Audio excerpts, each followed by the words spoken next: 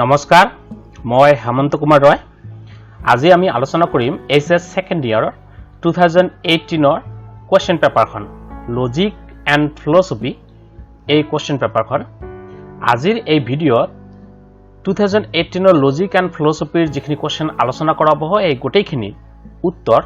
text বুকৰ পৰা solve কৰা হৈছে আৰু যিখিনি উত্তৰ টেক্সট বুকত যদি কিবা কনফিউজন আছিল তেনেহলে মোৰ গ্ৰন্থ বিভিন্ন ডিগ্ৰীৰ গ্ৰন্থৰ পৰা সংগ্ৰহ কৰা হৈছে গতিকে ইয়াত যিখিনি উত্তৰ আলোচনা কৰাব সেইখিনি কোনো বজাৰী নোটস বা মডেলৰ পৰা নহয় এইখিনি গোটেইখিনি টেক্সট বুকৰ পৰা সলভ কৰা হৈছে গত ছাত্ৰ ছাত্ৰীসকলে মোৰ গোটেই ভিডিঅটো চাব আৰু যিসকল ছাত্ৰ ছাত্ৰী এতিয়ালৈকে মোৰ ইউটিউব চেনেল হেমন্তছ ক্লাছৰুম সাবস্ক্ৰাইব কৰা নাই তেওঁলোকে এইচএছ সেকেন্ড ইয়াৰ হাই সেকেন্ডাৰীৰ পৰা ডিগ্ৰী লৈকে ফিলসফি মেজৰ আৰু অনাৰ্স যিখিনি কোৰ্স আছে বা পাস কোৰ্স ৰেগুলাৰ সকল কোৰ্সৰ বাবে ফিলসফি লজিক এণ্ড ফিলসফিৰ সাবজেক্টৰ বাবে মোৰ ইউটিউব চেনেল হেমন্তছ ক্লাছৰুম সাবস্ক্ৰাইব কৰিব আৰু যদি ভিডিঅ'বোৰ ভাল লাগে তেনেহলে নিজৰ বন্ধু বান্ধৱৰ লগত শেয়াৰ কৰিব যি নহওক আজিৰ আমাৰ আলোচ্য বিষয় হৈছে 2018 ৰ কোৱেশ্চন পেপাৰখন লজিক এণ্ড ফিলসফিৰ কোৱেশ্চন পেপাৰখন ইয়াত কেৱল আমি 1 মাৰ্কছৰ 12টা কোৱেশ্চন আৰু 2 মাৰ্কছৰ যিখিনি 12টা কোৱেশ্চন আছে সেইখিনি আলোচনা কৰিম আৰু 4 মাৰ্কছৰ কোৱেশ্চন আৰু 6 মাৰ্কছৰ কোৱেশ্চন আমি পৰৱৰ্তী অংশত আলোচনা কৰিম গতিকে আজিৰ এই ভিডিঅটো হ'ব কেৱল 2018 ৰ কোৱেশ্চন পেপাৰখনৰ পাৰ্ট 1 আৰু পাৰ্ট 2 টো ইয়াৰ পিছত আপলোড কৰা হ'ব যদি ছাত্ৰ ছাত্ৰীসকলক বিশেষ প্ৰয়োজন হয় তেনেহলে কমেন্ট কৰিলে হ'ল মই ইমিডিয়েট পাৰ্ট 2 ক্লাছটো আপলোড কৰি দিম তে যি নহওক তেনেহলে দেৰি নকৰি আজিৰ আমাৰ ভিডিঅটো আৰম্ভ কৰো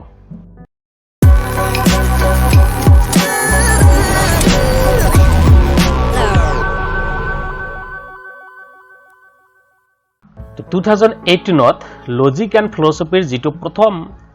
1 মাৰ্কছৰ যিখিনি প্ৰথম কোৱেশ্চন আছে ইয়াত দিছে 1 মাৰ্কছৰ কোৱেশ্চনটো অতি চমুকৈ উত্তৰ দিয়া এই কোৱেশ্চনটো হৈছে তথাকথিত আগমন বা আগমনাভাস কাক বোলে তথাকথিত আগমন আমি জানো আগমনক দুই প্ৰকাৰ ভাগ কৰা হৈছে এটা প্ৰকৃত আগমন আৰু আনটো হৈছে তথাকথিত আগমন তে এই তথাকথিত আগমন বা আগমনাভাস কাক বোলে এই কোৱেশ্চনটো যেহেতু 1 মাৰ্কছৰ আহিছে গতিকে উত্তৰটো যিমান পৰা যায় সংক্ষিপ্তভাৱে দিয়াৰ চেষ্টা কৰা হৈছে তা তথাকথিত আগমন বা আগমনাভাস কাক বোলে ইয়াৰ উত্তৰত কোৱা হৈছে যি আগমনত আগমনৰ মূল লক্ষণ আগমনাত্মক জাপ নাথাকে তাক আগমনাভাস বা তথাকথিত আগমন বোলে এইখিনি লিখি দিলে হৈ যাব 1 নম্বৰ কোৱেশ্চনৰ কাৰণে তাৰ পিছত যি 2 নম্বৰ কোৱেশ্চন আছে এটো A number question B number যেটো কোৱেশ্চন আছে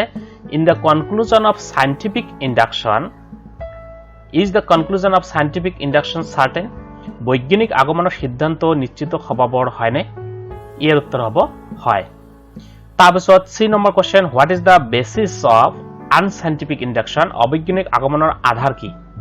অবৈজ্ঞানিক আগমনৰ মূল আধাৰ হৈছে ভিত্তি হৈছে সেই হৈছে অবাধিত অভিজ্ঞতা বা অভিজ্ঞতাৰ একৰূপতা তাৰপিছত ডি নম্বৰ কোৱেশ্চন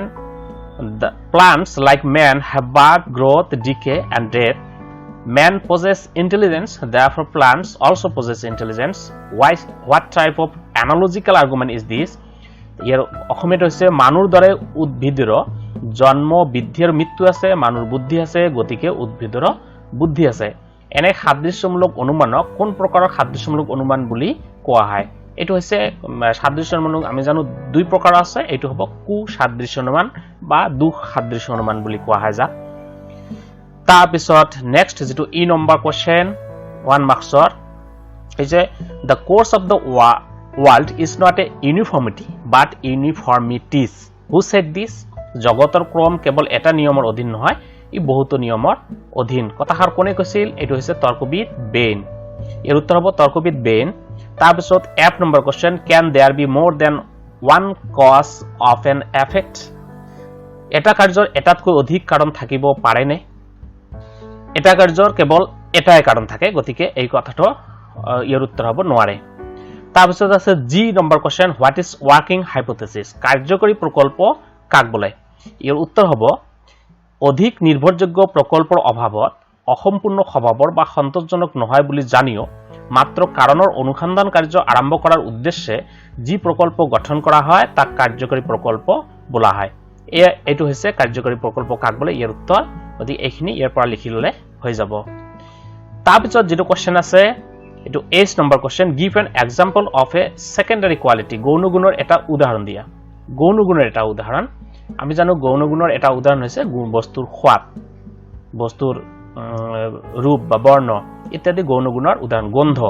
বস্তুৰ সোৱাদ বা বস্তুৰ গন্ধ এটো গৌণ গুণৰ উদাহৰণ এই দুটাৰ ভিতৰত যিকোনো এটা লিখি দিলে হৈ যাব তাৰ পিছত যেটো 1 মাৰ্কছৰ কোশ্চেন আছে হেটো হৈছে প্ৰত্যক্ষতে বস্তু বিদ্যমান বুলি কোনে কৈছিল name the philosopher who said that এছে ইজ পাৰসিপি এই কথাৰ উত্তৰ হৈছে George Berkeley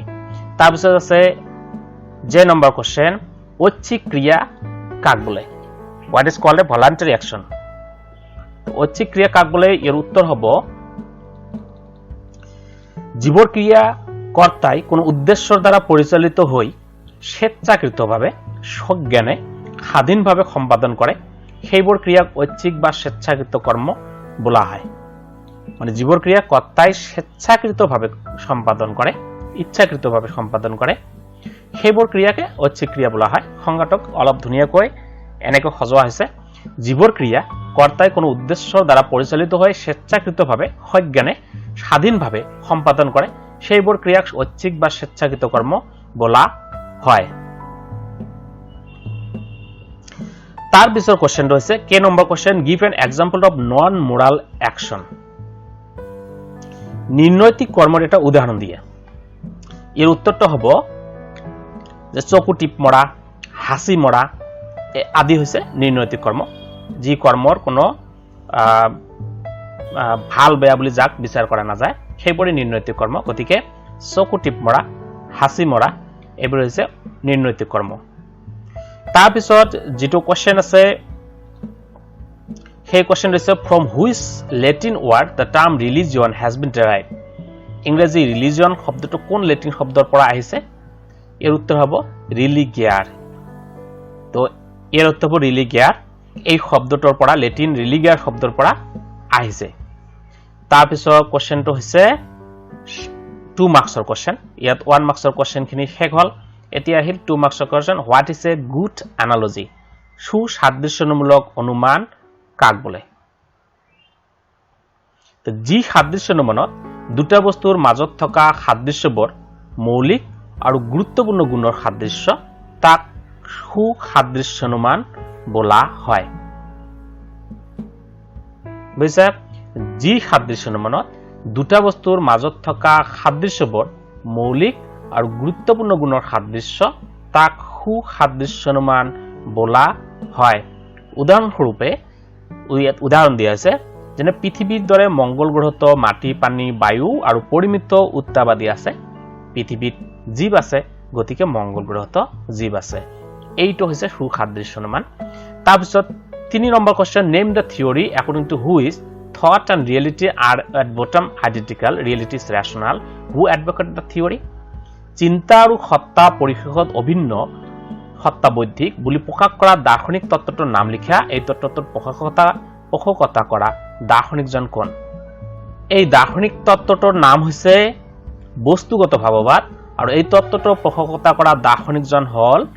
George Wilhelm Hegel এৰ উত্তৰ হব এইটো চিন্তা আৰু সত্তা পৰিশেষত অভিন্ন বা সত্তা বৌদ্ধিক বুলি প্ৰকাশ কৰা দাৰ্শনিক তত্ত্বটোৰ নাম হল বস্তুগত ভাৱবাদ আৰু এই তত্ত্বটোৰ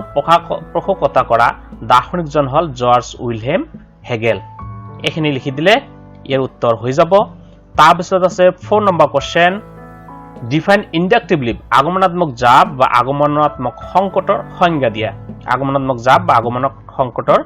সংজ্ঞা দিবলৈ দিছে ইয়াত তো এৰ উত্তৰ হব আগমনাত্মক জাপ হল আগমনৰ মূল লক্ষণ আমি এই কথাটো জানো তো আগমন প্ৰক্ৰিয়া বিশেষৰ পৰা সামান্যলৈ কিছুমানৰ পৰা সকললৈ জ্ঞাত বিষয়ৰ পৰা অজ্ঞাত বিষয়লৈ যোৱা যুক্তিৰ ঊৰ্ধ্বমুখী গতিক আগমনাত্মক জাপ বা আগমন সংকট বলা হয় এইখিনি লিখি দিলে উত্তৰটো হৈ যাব আগমনাত্মক জাপ হল আগমন অনুমানৰ মূল লক্ষণ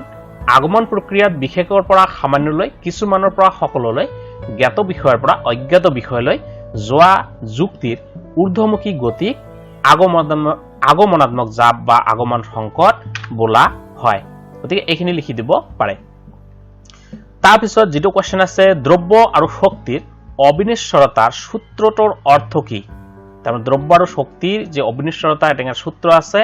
the law of the conservation of matter and energy what is the real meaning of law of the conservation of matter and energy ইয়াৰ অৰ্থ হৈছে ইয়াৰ উত্তৰটো হয় ইয়াৰ অৰ্থ হৈছে দ্ৰব্য আৰু শক্তিৰ অবিনিশ্বৰতাৰ সূত্ৰটোৰ অৰ্থ হল এই জগতত জীৱান দ্ৰব্য আৰু শক্তি আছে তাৰ কোনো বিনাশ নাই অৰ্থাৎ ইয়াৰ কোনো হ্ৰাস বা বৃদ্ধি নাই এইখিনি হৈছে ইয়াৰ উত্তৰ ইয়াৰ পিছত এটা অৰ বা নাইবা হিচাপে কোৱেশ্চন আছে সেই কোৱেশ্চনটো হৈছে what is the intellectual condition of observation নিৰীক্ষণৰ বৌদ্ধিক চৰ্তটো কি লিখা ইয়াৰ উত্তৰ হ'ব নিৰীক্ষণৰ বৌদ্ধিক চৰ্ত হল জ্ঞানৰ আকাংক্ষা বা অনুসন্ধিৎসা যি ব্যক্তিৰ জ্ঞানৰ আকাংক্ষা নাই তেনে ব্যক্তিৰ দ্বাৰা সাধাৰণভাৱে প্ৰত্যক্ষ কৰা সম্ভৱ হলেও বিশুদ্ধ পৰ্যবেক্ষণ সম্ভৱ নহয় প্ৰকৃততে জ্ঞানৰ আকাংক্ষাই আমাৰ মনত পৰ্যবেক্ষণ কৰাৰ প্ৰেৰণা যোগায় নিৰীক্ষণৰ বৌদ্ধিক চৰ্ত কি তাক লিখিব দিছে আমি জানো নিৰীক্ষণৰ বৌদ্ধিক চৰ্ত হৈছে জ্ঞানৰ আকাংক্ষা বা অনুসন্ধিৎসা এইখিনি কথা লিখিলে কেৱল 1 নম্বৰৰ কোৱেশ্চনৰ উত্তৰ হয় গতিকে যেহেতু কোৱেশ্চনটো 2 নম্বৰ আছে ইয়াৰ বিষয়ে অলপ ব্যাখ্যা লিখিব দিছে গতিকে যি ব্যক্তিৰ জ্ঞানৰ আকাংক্ষা নাই তেনে ব্যক্তিৰ দ্বাৰা সাধাৰণভাৱে প্ৰত্যক্ষ কৰা সম্ভৱ হলেও বিশুদ্ধ পৰ্যবেক্ষণ সম্ভৱ নহয় প্ৰকৃততে জ্ঞানৰ আকাংক্ষাই আমাৰ মনত পৰ্যবেক্ষণ কৰাৰ প্ৰেৰণা যোগায় এইখিনি লিখিলে ইয়াৰ উত্তৰ হৈ যাব তাৰপিছত যেটো কোৱেশ্চন আছে 6 number question why the conclusion of analogical argument is probable সাদৃশ্যমূলক অনুমানৰ সিদ্ধান্ত কিয় সম্ভাৱনামূলক বা অনুচিত স্বভাৱৰ ইয়াৰ উত্তৰ হ'ব আমি জানো সাদৃশ্যমূলক অনুমানৰ সিদ্ধান্ত সম্ভাৱনামূলক কাৰণ ইয়াত কাৰ্যকাৰণ সম্বন্ধ বিচাৰ কৰা নহয় গতিকে এইখিনি কথা 2 মাৰ্কছৰ কাৰণে ইয়াত বনোৱা হৈছে এনেকে কাৰ্যকাৰণ সম্বন্ধৰ বিচাৰ নকৰি কেৱল দুটা বস্তুৰ মাজত থকা সাদৃশ্য জ্ঞানৰ ওপৰত ভিত্তি কৰি সাদৃশ্য অনুমানৰ সিদ্ধান্ত প্ৰতিষ্ঠা কৰা হয় বাবে এই অনুমানৰ সিদ্ধান্ত সদায় সম্ভাৱনামূলক হৈছে সাদৃশ্য অনুমানৰ সিদ্ধান্ত কিয় সম্ভাৱনামূলক ইয়াৰ উত্তৰত আমি এনেকে বনাইছো যে কাৰ্যকাৰণ সম্বন্ধৰ বিচাৰ নকৰি কেৱল দুটা বস্তুৰ মাজত থকা সাদৃশ্য জ্ঞানৰ ওপৰত ভিত্তি কৰি সাদৃশ্যানুমানৰ সিদ্ধান্ত প্ৰতিষ্ঠা কৰা হয় বাবে এই অনুমানৰ সিদ্ধান্ত সদায় সম্ভাৱনামূলক ইয়াত মূল কথা হৈছে একেবাৰে চমুকৈ ক'বলৈ গ'লে যে সাদৃশ্যানুমানৰ সিদ্ধান্ত সম্ভাৱনামূলক কাৰণ ইয়াত কাৰ্যকাৰণ সম্বন্ধৰ বিচাৰ কৰা নহয় বুজিছে তেনেকে লিখি দিলেও হৈ যাব কিন্তু অলপ 2 মাৰ্কছৰ কাৰণে অকনমান দীঘলকৈ বনোৱা হৈছে এইখিনি লিখি দিলে হৈ যাব তাৰপিছত যেটো কোৱেশ্চন আছে 7 number question state Mill's canon of the method of agreement অন্বয় পদ্ধতি সম্পৰ্কে তৰ্কবিদ মিলে আগবঢ়োৱা সূত্ৰটো লিখা অন্বয় পদ্ধতি সম্পৰ্কে তৰ্কবিদ মিলে যেটো সূত্ৰ আগবঢ়াইছে তাক ইয়াত লিখিব দিয়া হৈছে এই সূত্ৰটো হৈছে এনেকুৱা তৰ্কবিদ মিলে অন্বয় প্ৰণালীৰ সূত্ৰ এইদৰে দিছে অন্বেষণীয় ঘটনাটো উপস্থিত থকা দুই বা ততোধিক দৃষ্টান্তৰ মাজত যদি এটা মাত্ৰ সামান্য সংস্থিতি থাকে আৰু যদি আটাইকেইটা দৃষ্টান্তৰ এই সামান্য সংস্থিতিটোতেই মাত্ৰ মিল থাকে তেনেহলে এই অন্বেষণীয় ঘটনাৰ কাৰণ নাইবা কাৰ্য হ'ব এইখিনি ঘটনাৰ সংজ্ঞাটো ডাইৰেক্ট উল্লেখ কৰি দিলে হৈ যাব আৰু আশা কৰিছো যে প্ৰতিজন ছাত্ৰ-ছাত্ৰী অন্বয় প্ৰণালী সম্পৰ্কে পঢ়িছে তাতে সংজ্ঞাটো মুখস্থ কৰিছে গতিকে তাৰ পৰা লিখি দিলে হ'ল যে ইয়াৰ পৰা লিখিব লাগিব এনেকুৱা কথা নাই আৰু এই সংজ্ঞাটো কিতাপৰ পৰা টেক্সট বুকৰ পৰা তুলি দিয়া হৈছে তাৰপিছত যেটো কোৱেশ্চন আছে 8 number question name the experimental method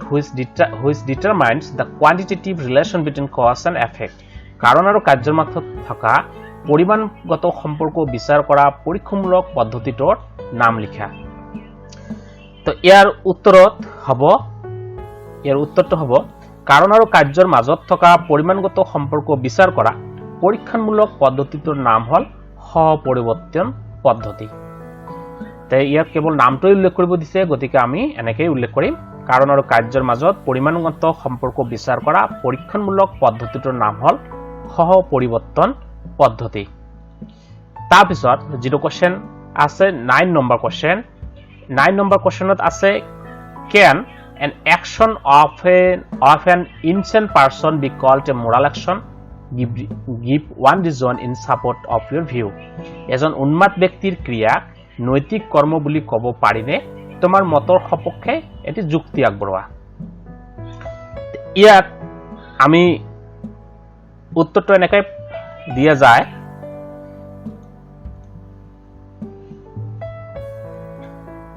এজন উন্মাদ ব্যক্তিৰ ক্ৰিয়াক নৈতিক কৰ্ম বুলি ক'ব নোৱাৰি কাৰণ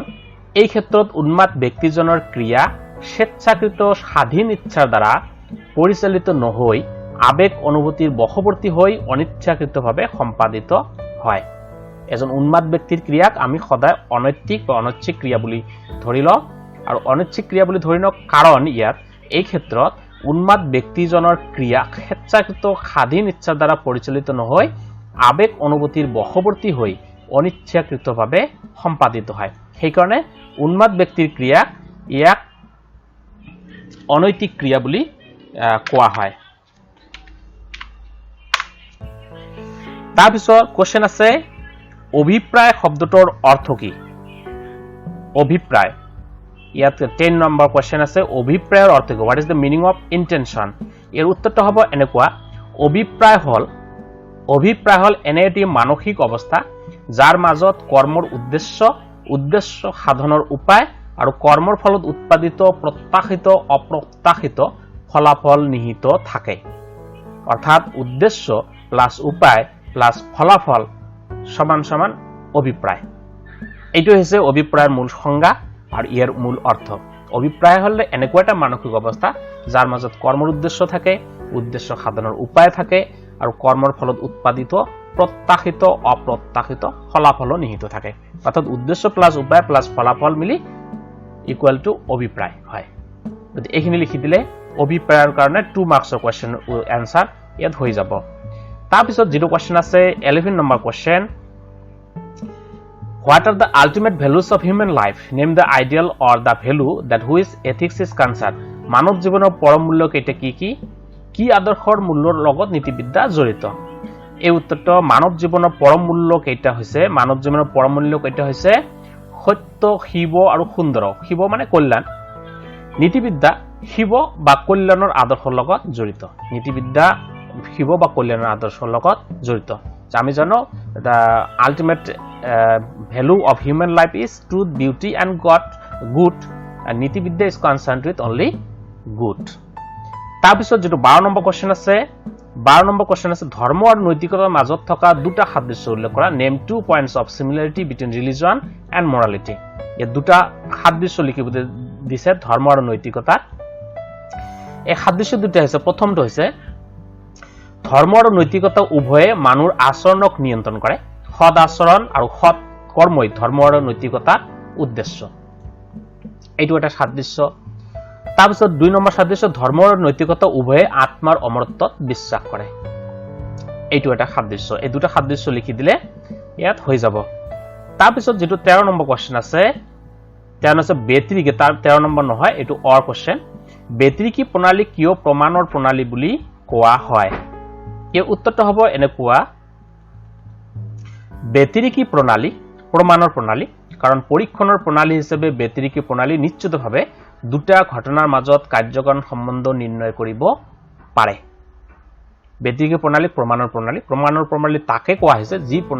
যিবোৰ প্ৰণালীত কাৰ্যকৰণ সম্বন্ধৰ বিচাৰ কৰা হয় তো ব্যতিৰিকী প্ৰণালীত দেখা যায় ব্যতিৰিকী প্ৰণালী যেহেতু পৰীক্ষণ প্ৰণালী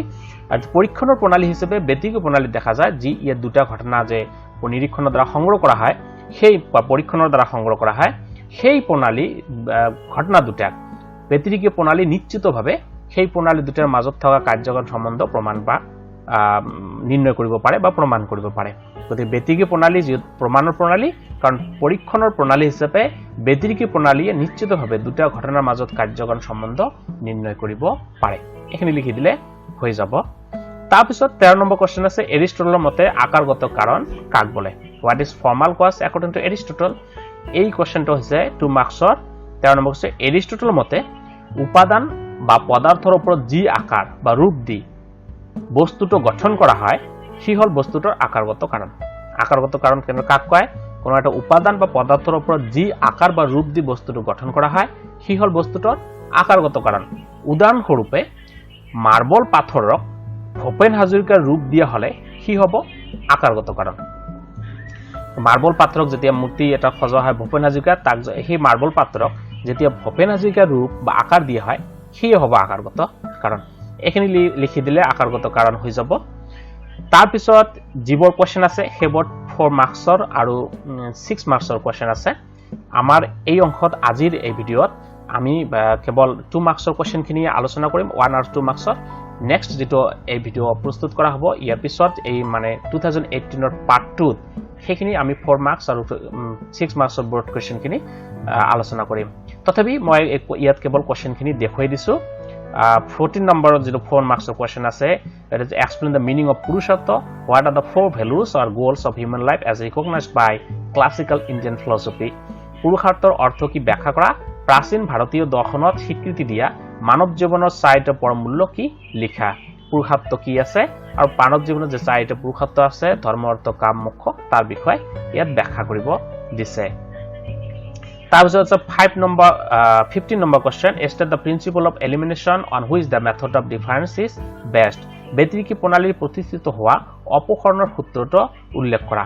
তাৰপিছত আছে explain the fallacies of observation with example নিৰীক্ষণৰ দোষসমূহ উদাহৰণসহ ব্যাখ্যা কৰা নিৰীক্ষণৰ যি দোষ আছে তাক উদাহৰণসহ ব্যাখ্যা কৰিব দিছে তাৰপিছত 16 number question explain the different stages of hypothesis with example উদাহৰণ সহিতে প্ৰকল্পৰ বিভিন্ন স্তৰসমূহ ব্যাখ্যা কৰা 17 number question mention 4 disadvantages of the method of difference for ব্যতিৰিকী পদ্ধতিৰ চাৰিটা অসুবিধা উল্লেখ কৰা তাৰপিছত কোৱেশ্চন আছে নাইবা কোৱেশ্চন আছে এটা ইয়াত নাইবা আছে why Mills has described the experimental method as the method of elimination পৰীক্ষামূলক পদ্ধতিসমূহ মিলে কিয় অপহৰণ পদ্ধতি বুলি আখ্যা দিছে এই সম্পৰ্কে লিখিব দিছে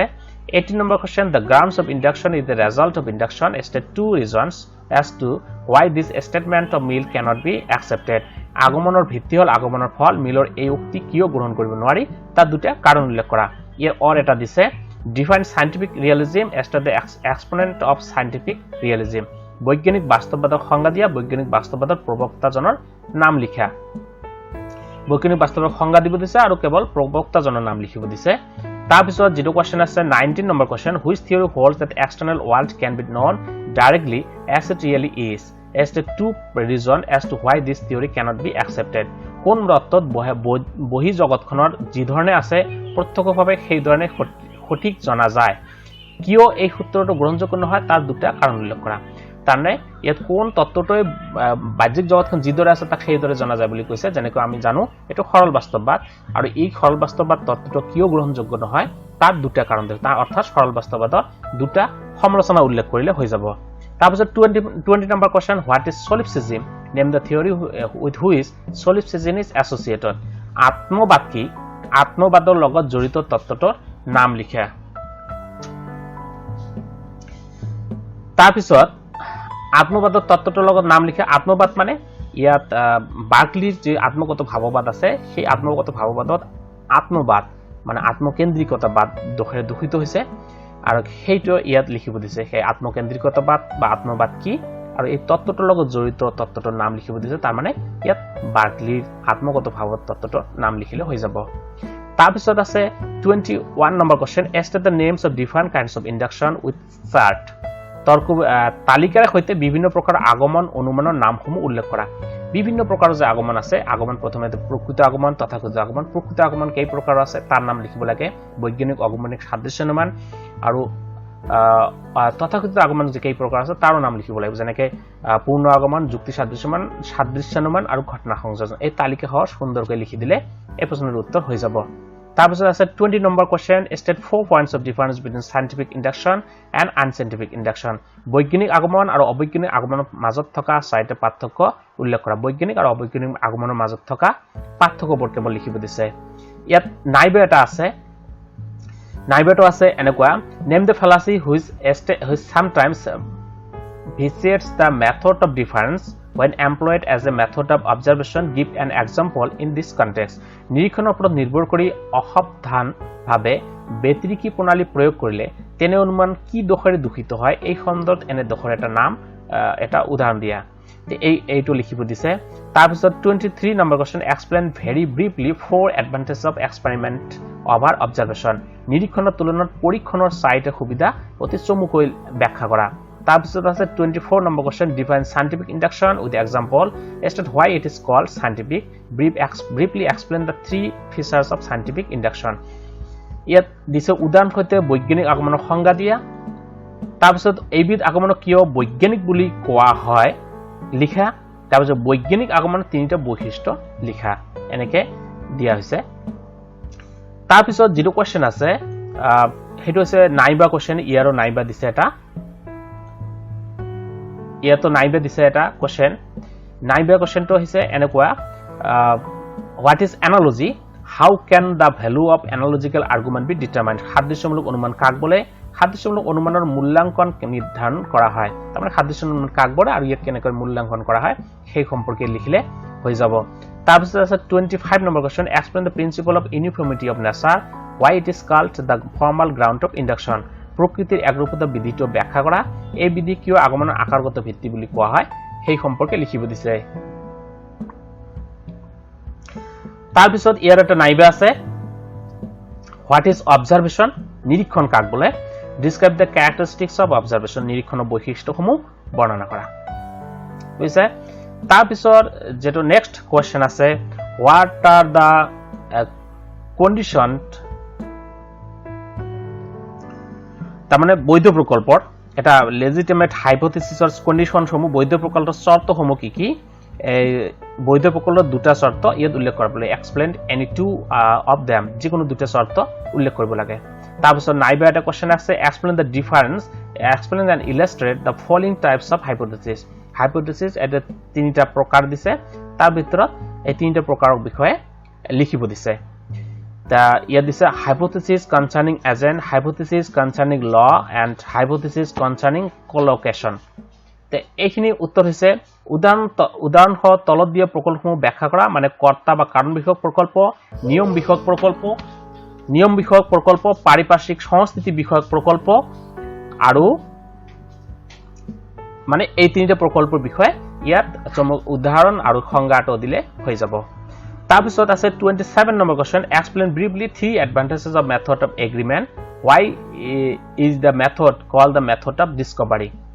অন্বয় পদ্ধতিৰ তিনিটা সুবিধা চমুকৈ ব্যাখ্যা কৰা এই পদ্ধতি কিয় আৱিষ্কাৰৰ প্ৰণালী বুলি কোৱা হয় এই সম্পৰ্কে লিখিব দিছে তাৰপিছত আছে নাইবা কোৱেশ্চন আৰু এটা estate Mills canon of the method of concomitant variation explain the limitation of this method সপৰিৱৰ্তন প্ৰণালী সম্পৰ্কে মিলৰ সূত্ৰ উল্লেখ কৰা এই প্ৰণালীৰ সুবিধাসমূহ ব্যাখ্যা কৰা তে এইখিনি হৈছে 2018 ৰ এছএছ সেকেন্ড ইয়াৰ কোৱেশ্চন পেপাৰ যদি কোৱেশ্চন পেপাৰখন লাগে তেনেহলে মোৰ ভিডিঅ ডেসক্ৰিপচনত গৈ